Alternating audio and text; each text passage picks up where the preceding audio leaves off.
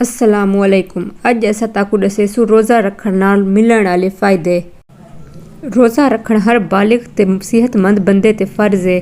बहु लोग रोज़ा मजहबी जज्बे दे नाल रखेंदे हन ते इंदे बदले ई गल दी उम्मीद रखेंदे हन जो अल्लाह सही उन्हां दे गुनाहां को माफ़ कर देसी ते सवाब देसी। पर जिवें जो असां जाणदे हां जो इस्लाम एक दीन फितरत है, इंदा कोई भी अमल दीनी ते दुनियावी फ़ायदे दे बाझू कई नहीं होंदा।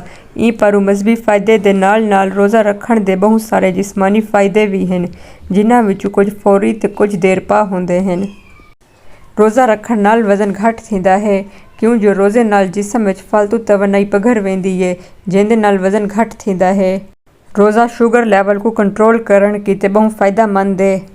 रोज़े दी वजह तो भुख को कंट्रोल करण विच मदद मिलदी है। जेड़े लोग अपनी भुख को कंट्रोल नहीं कर सकदे, रोज़ा उन्हां दी जिस्मानी ते रूहानी तरबियत करेंदा है। ये जिस्म दे खून विच मौजूद कोलेस्ट्रॉल दी शरह को कंट्रोल करेंदा है, जिंदी वजह तो दिल दे दौरे दे खतरात घट थी वेंदे हन। ये वधदी उम्र दे असरात को घट करेंदा है क्यों जो इन दौरान जिस्म विचों जहरीले मादे निकल वेंदे हन, जेड़े झुड़िया बनण दे अमल को मठा कर देंदे हन।